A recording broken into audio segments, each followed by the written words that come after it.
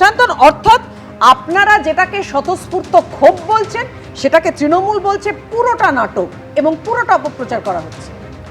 TV স্ক্রিনে যাদেরকে আমরা দেখলাম এই চ্যানেলে বসে, তাদের দেখে কি আপনার মনে হচ্ছে এনারা নাটক করতে পারেন?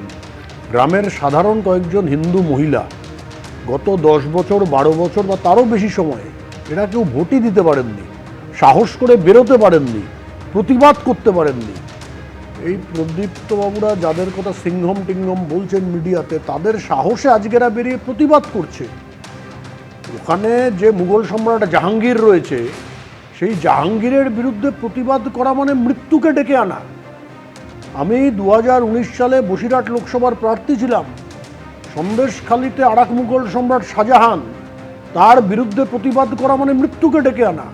একইভাবে ফলতায় জাহাঙ্গীরের বিরুদ্ধে প্রতিবাদ করা মানে একটা ভয়ঙ্কর ঘটনা ঘটবে। কিন্তু আমি এই গ্রামের এই প্রান্তিক মানুষদেরকে ধন্যবাদ জানাবো, অভিনন্দন জানাবো। ওনারা সাহস করে বেরিয়ে এসে আজকে এই সত্য কথাটা বলেছেন।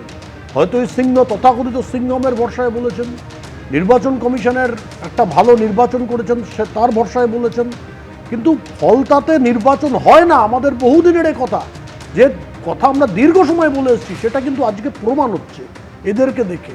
নির্বাচন কমিশন সিদ্ধান্ত নেবেন, হয়তো পুরো ফলতার বিধানসভাটাই ক্যান্সেল হয়ে যাবে, নির্বাচন কী হবে আমরা জানি না।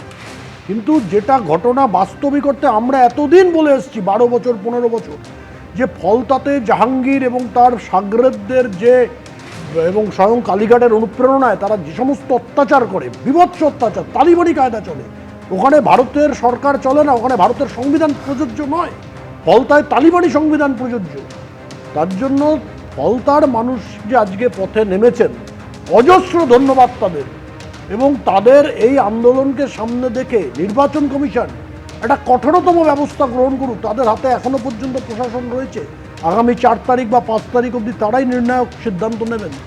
কিন্তু সবথেকে আমার ভালো লাগলো যে মানুষেরা অন্তত মুখে বলতে পারছেন, প্রতিবাদ করতে পারছেন, যেটা এতদিন ছিল না। এটা হচ্ছে তৃণমূলের শেষের শুরু। সবাই বুঝতে পেরেছে যে আর হবে না, এবার এদের দিন শেষ। শাহজাহান, জাহাঙ্গীর সব এবার বিদায় নিতে চলেছে। তার জন্য আজকে এভাবে মানুষ নেমেছেন। আমরা যা বলেছি তা এখন প্রমাণিত সত্য হচ্ছে। গোয়েবেলসীয় থিওরি বলে কি হবে?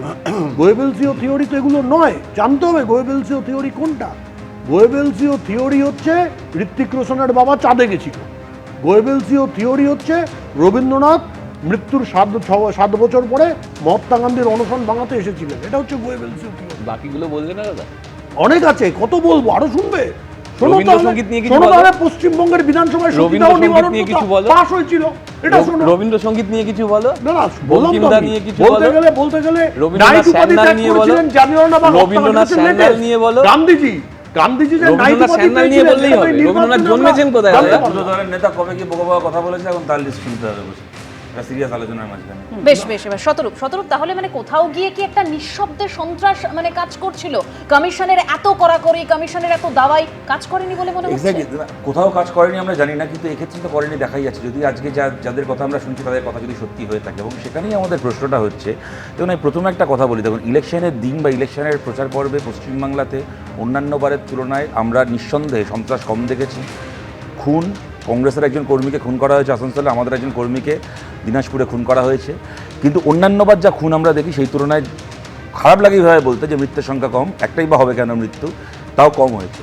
কিন্তু এইটার জন্য যারা ইলেকশন কমিশনকে সাধুবাদ জানাচ্ছেন তাদের কাছে আমি এইটাও ভেবে দেখার জন্য অনুরোধ করব, এসআইআর প্রক্রিয়া চলাকালীন যে প্রাণগুলো চলে গেল সেইগুলোও কিন্তু মৃত্যু খালি ভোটের দিন হোক অথবা ভোটার লিস্ট তৈরি করার সময় কোনো একটা সংস্থার অপদার্থতার জন্য হোক, যে তার আপনজনকে হারালো সে কিন্তু আপনজনকে হারালো। এক, দ্বিতীয় কথা হচ্ছে এই জাহাঙ্গীর, শাহজাহান, অনুব্রত মণ্ডলরা, এবার শান্তনদা হয়তো ধর্মীয় কারণে জাহাঙ্গীর শাহজাহানের নামটা বলবে, অনুব্রতর নামটা বলবে না, কিন্তু যাই হোক আমরা সবার নামই বলছি। জাহাঙ্গীর, শাহজাহান, অনুব্রত মণ্ডলদের জন্য পশ্চিমবাংলার ভোটে প্রত্যেকবার আমাদের অভিজ্ঞতা 4-5 লাখ লোক ভোট দিতে পারে না। ইলেকশন কমিশনের জন্য এবার 27 লক্ষ মানুষ ভোট দিতে পারেনি পশ্চিমবাংলায়, যাদের ভোটটা দিতে পারার কথা ছিল। এইটাকে বাদ দিয়েও যেন আমরা ইলেকশন কমিশনের মূল্যায়ন না করি। এইবার আজকে যে ঘটনাটা আমরা দেখছি, এটা যদি হয়ে থাকে তাহলে এটা অত্যন্ত চিন্তার। কেননা চিন্তা খালি এই কারণে নয় যে আজকে এই পরিবারগুলো পোস্টপোল ভায়োলেন্সের শিকার হচ্ছে কখন? যখন ইলেকশন কমিশন ভোট সম্পন্ন করে কেন্দ্রীয় বাহিনী নিয়ে ফেরত চলে গেছে তখন না, যখন কিনা এমনকি গণনা পর্যন্ত হয়নি, গোটা ইলেকশন প্রক্রিয়া এখনও চলছে এবং ইলেকশন কমিশনের আন্ডারে থানা, পুলিশ ব্যবস্থা সব কিছু।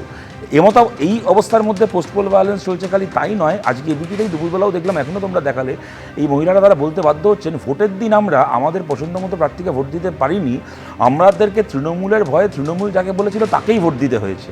এইটা যদি হয়ে থাকে সেক্ষেত্রে সত্যিই প্রশ্নটা আসে যে এই সিঙ্গাম ফিঙ্গাম কার একটা নাম শুনেছিলাম, এই ভদ্রলোকের থেকে তাহলে হলোটা কি? আলটিমেটলি যদি ভোটের দিন মানুষ নির্ভয়ে ভোটটাও না দিয়ে থাকতে পেরে থাকে, তাদেরকে যদি তৃণমূলের চোখরাঙানিতে ঘাসফুল চিহ্নেই ভোট দিতে বাধ্য হয়ে থাকতে হয়, যেটা শান্তনদা ওদেরকে বিশ্বাস করছেন, আমিও ওনাদেরকে বিশ্বাস করছি, তা যদি হয় তাহলে কিন্তু প্রশ্ন আসবেই অন্য রাজ্য থেকে আসা পুলিশ অবজারভারদেরকে দিয়ে পশ্চিমবাংলার অন্যান্য অনেকগুলো জায়গায় কিন্তু শান্তিপূর্ণ ভোট হয়েছে, যা কিনা হয়তো এর আগে হতো না। কিন্তু যাকে নিয়ে সবচেয়ে বেশি হাইপ তৈরি করা হলো, সে নাকি একবার উত্তরপ্রদেশের একেবারে চ্যাম্পিয়ন অফিসার, সে নাকি দারুণ এনকাউন্টার করতে পারে, দারুণ এই করতে পারে, হ্যান করতে পারে। আগের দিন জাহাঙ্গীরের বাড়ির সামনে গিয়ে এমন চেঁচাচ্ছে, দেখলে মনে হচ্ছে যেন কোনো হিন্দি সিনেমার দৃশ্য দেখছি। এত কিছু করার পরে ফুটো কলসির আওয়াজ বেশি বলে একটা কথা আছে না বাংলায়, তাহলে কি এই ভদ্রলোক একটা ফুটো কলসি ছিলেন? মানে আমি কিন্তু ইলেকশন কমিশনের সবাইকে খারাপ বলছি না, অন্যান্য রাজ্য থেকে আরও অনেকে এসছেন যাদেরকে সিংহাম, হ্যাঁ, ওই জয় ভিরু, এইসব মোগাম্বো এসব বলা হয়নি, কিন্তু তারা হয়তো নিঃশব্দে নিজেদের কাজটা অনেক ভালোভাবে করেছেন। আর এনাকে নিয়ে এত ঢাকঢোল বাজানোর পরে ইনি আলটিমেটলি দেখা গেল একটা ফুটো কলসি, তাই কি ব্যাপারটা হলো? এই প্রশ্নটা কিন্তু থেকেই যাচ্ছে। আর এই আমি জাস্ট একটা সেন্টেন্স অ্যাড করছি, এই জাহাঙ্গীর, আমরা সবাই জানি অভিষেক বন্দ্যোপাধ্যায় ডায়মন্ড হারবারে যে একটা মানে সাম্রাজ্য, একটা মানে কালো সাম্রাজ্য চলছে, তার সেনাপতি হচ্ছে এই জাহাঙ্গীর। জাহাঙ্গীর সম্পর্কে একটা কথা শোনা যায়, এটা কিনা আপনারাও জানেন, আমি জানি না, এখানে নিশ্চয়ই আপনারাও এটা স্বীকার করবেন। আমার কাছে কোনো প্রমাণ নেই, এটা ঠিক ভুল জানি না, কিন্তু এটা আমরা সবাই শুনি, আপনারাও এটা শুনেছেন। যেদিন শেখ শাহজাহান গ্রেপ্তার হলো ইডির হাতে, ইডি নাকি সেই দিন জাহাঙ্গীরকে গ্রেপ্তার করার জন্যই আসলে রওনা হয়েছিল। যে কোনো কারণেই হোক, রাস্তায় এমন কিছু, মানে জাহাঙ্গীর এত ক্ষমতাবান, রাস্তায় এমন কিছু ফোন টোন চলে আসে যে ইডিকে গাড়ির স্টিয়ারিং ঘুরিয়ে শেখ শাহজাহানকে ধরতে চলে যেতে হয়, জাহাঙ্গীরের ওখান থেকে রুট বদলে নিতে হয়। তো যে কারণে ইডির রুট পাল্টে গেছিল, সেই কারণেই কোনো কারণে সিঙ্গাম ফিঙ্গামের রুট পাল্টে গেল কিনা, এই লোকটা কি এতটাই ক্ষমতাবান কিনা, অবশ্যই তাই নিয়ে আমরা আলোচনা করব। এবং এই জাহাঙ্গীরের প্রসঙ্গ উঠে আসছে, শেখ শাহজাহানের প্রসঙ্গ উঠে আসছে, সন্দেশখালীর দিকে আমরা নজর রাখবো, মানে এই বিষয়ে আপডেট আপনাদেরকে দেবো। কিন্তু তার আগে এই নিয়ে আমি একটু প্রদীপ্ত রিঅ্যাকশন নেব। না দেখো, শেখ শাহজাহান হোক বা জাহাঙ্গীর হোক, ক্ষমতা যদি এতটা হয় যে গাড়ি ঘুরিয়ে নিতে হচ্ছে, আর তারপরে বদনামের রাজনীতির জন্য দিনের পর দিন আমাদের বামপন্থীদের কাছ থেকে, সিপিএম এর, বিজেপির কাছ থেকে শুনে যেতে হচ্ছে যে চোরের দল চোরের দল, তখন না খুব অবাক লাগে। তাহলে এই ন্যারেটিভটা কিসের ন্যারেটিভ? এই চিন্তাটা কিসের চিন্তা? প্রতিনিয়ত একটা ম্যানুফ্যাকচারিং ডিসেন্টের জন্য একটা দলকে মেলাইন করা, তারপর প্রমাণ না থাকার জন্য, ধরো এই তৃণমূল আসার পরে নাকি কতগুলো কমিশন হয়েছে, বামপন্থের বিরুদ্ধে কিচ্ছু প্রমাণ হয়নি, তাহলে কি সেইটাও আমরা বলবো একই রকম ভাবে যে তার মানে আমাদেরও তো কিছু প্রমাণ হয়নি? না, আমি বলছি তাহলে পার্থ চট্টোপাধ্যায়কে সাসপেন্ড না করলেই হতো। টাকাগুলো তো চোখে দেখেছি, এক সেকেন্ড, টাকাগুলো তো চোখে দেখেছি, বামফ্রন্টের কোনো নেতার বাড়ি থেকে টাকা বেরোতে দেখিনি। বেশি প্রসঙ্গ না, আমার প্রতিবেদন দেখাতে হবে। এবিপি আনন্দ, এগিয়ে থাকে, এগিয়ে রাখে।